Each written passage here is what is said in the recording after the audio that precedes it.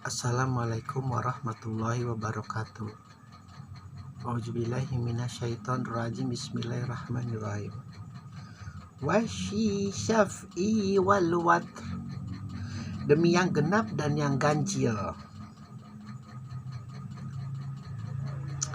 Ayat ketiga dari surat Al-Fajr.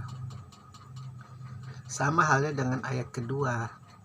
Hanya Allah dan Rasul yang tahu persis 100% apa maksud dari ayat itu. Jadi dalam makam makrifat itu bertingkat. Tingkat tertinggi makrifat itu adalah para nabi dan rasulnya. Nilainya 10.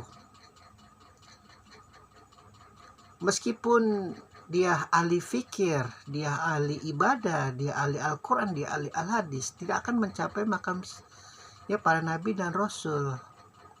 Kedekatannya kedekatan yang sangat khusus. Kalilullah, kaliyullah.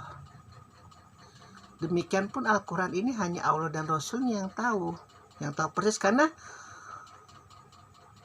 sepintar apapun dia, secerdas apapun dia, kesalehannya itu tidak akan mampu menandingi para nabi dan rasul.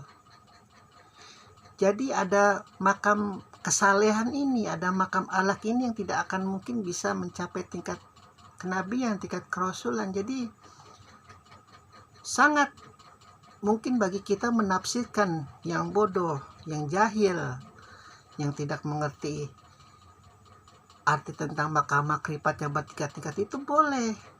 Jadi poinnya itu mungkin ya kita nanti kalau menafsirkan Al-Quran karena kita dengan kejahilian kita, kebodohan kita, ya mungkin poinnya di mata Allah hanya 4 atau 3, namun Allah itu melihatnya upayanya, ketulusannya.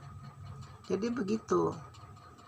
Pun surat Al-Fajr ini yang ketiga, demi yang genap dan yang ganjil, itu hanya Allah dan Rasulnya tahu yang mungkin persis. Namun para ahli kalam, ahli salaf,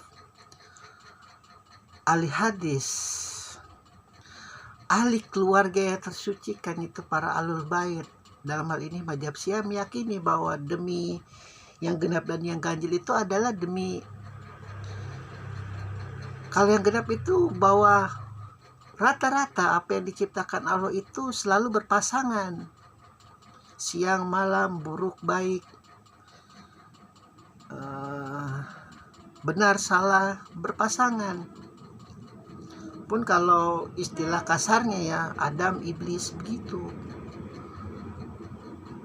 Nanti ada suatu hal yang keganjilan ini itu yang artinya dengan asma Allah, bahwa Allah belum tentu, maksudnya bukan hanya mampu menciptakan sesuatu yang genap, dia juga bisa menciptakan sesuatu yang ganjil. Dan tingkat keganjilan Allah itu yang paling nyata adalah penciptaan Nabi Isa tanpa seorang ayah, tanpa bapak. Kita mengesampingkan ahli sejarah orientalis yang meyakini bahwa Isa itu berayah, Isa itu mempunyai adik dan keluarganya. Kita kesampingkan dulu, kita gunakan di sini adalah makam keimanan, makam kitab, makam kenabian, makam kerasulan. Jadi keganjilan itu di antara seluruh alam semesta yang paling ganjil adalah penciptaan Nabi Isa tanpa seorang ayah, dari rahim yang sangat suci, namanya Siti Maryam, atau kalau umat Nasrani menamakannya Bunda Maria. Itu luar biasa ganjil, karena sehebat apapun manusia, ahli profesor apapun, pasti butuh seorang ayah. Walaupun sistem kedokteran yang paling muktahir, yang sangat muktahir adalah penciptaan tanpa seorang ayah, artinya tanpa persetubuhan, yaitu bisa didonorkan dengan sperma. Tapi itu artinya juga kan butuh seorang ayah, butuh pasangan. Karena memang ini teknologi yang luar biasa berkembang. wanita-wanita modern yang mungkin sudah kadung sakit hati terhadap lelaki, sudah tidak percaya cinta lagi, dia tidak mau berpasangan tapi menginginkan seorang anak, dan hartanya itu mampu, dia bisa menerima donor sperma dari pria-pria, dan pria-pria itu pun luar biasa diseleksi dengan tingkatan ketampanan, kecerdasan atau apapun, spermanya dibeli memang luar biasa. Maka kita ahli kitab, kita ahli hadis, kita tiap hari sujud tapi mengesampingkan ilmu pengetahuan, hanya bisa mengkafirkan, membidakan, menyesatkan tanpa mau bergandeng dengan ilmu pengetahuan. Anda tidak kasihan sebagai ulama, Anda tidak kasihan sebagai ustadz, yang kasihan umat kalian. Umat kalian nanti gelap. Karena ilmu pengetahuan sudah sangat luar biasa, mengalami kemajuan yang sangat pesat. Definisi-definisi yang arti dari sub atom bisa didefinisikan. Sekarang makin berkembang, apalagi dengan sistem informasi yang luar biasa. Keganjilan-keganjilan yang hari ini kita rasakan keganjilan, 100 tahun nanti akan suatu hal yang biasa. Kita melihat pesawat terbang 100 tahun yang lalu mungkin seperti orang primitif. Kita melihat HP 200 tahun yang lalu mungkin kita seperti dianggap makhluk gua. Itu artinya kenapa Al-Quran disebut mukjizat yang paling nyata, karena sesuai dengan zaman. Mau zaman apapun sesuai.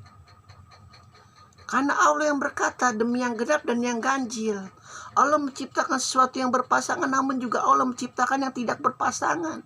Dan salah satu keganjilan Allah yang sangat luar biasa adalah terciptanya Nabi Isa, Yesus Kristus, tanpa seorang ayah.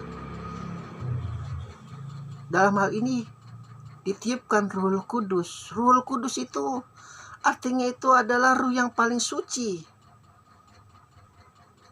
Seperti yang kita telah bahwa ada ruh di dalam kita itu yang namanya nurani, yang paling kecil, 1 juta lebih kecil dari virus corona itu, tidak pernah berbohong, tidak pernah berdusta, tidak pernah ingkar, tidak pernah dengki, tidak pernah berprasangka buruk kepada Allah. Itu nanti akan bersaksi. Kalau bagi mereka yang tersesat dengan makam kemaksiatan, makam kebinatangan, ruh itu nanti akan menangis di hadapan Allah.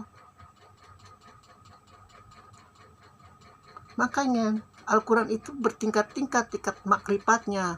Dan Anda yang rajin sholat, dan Anda yang rajin puasa, dan Anda yang rajin ibadah, jangan sekali-sekali menistakan, membidakan, menyesatkan mereka yang sedang menuju Tuhan.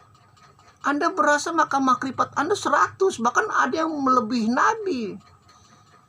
Dengan para sufi dulu itu sebenarnya tersesat mereka.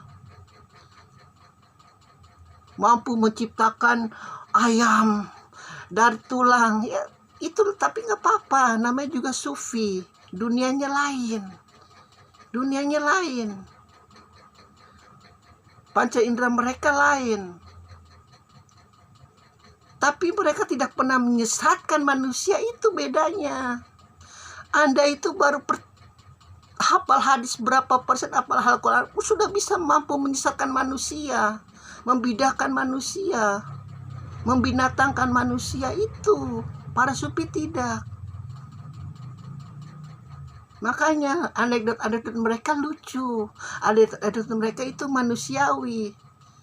Sampai ada yang menciptakan ayam. Banyak kisah-kisah sufi, kisah-kisah mereka yang memiliki makam mencintai Allah itu luar biasa, dari ujung kaki sampai ujung rambut. Jadi sekali lagi, ini makanya surat Al-Fajr ini ibarat bom atom bagi iblis laknatullah. Karena ketika manusia sedang tersesatnya, Jibril menyampaikan surat ini kepada Muhammad.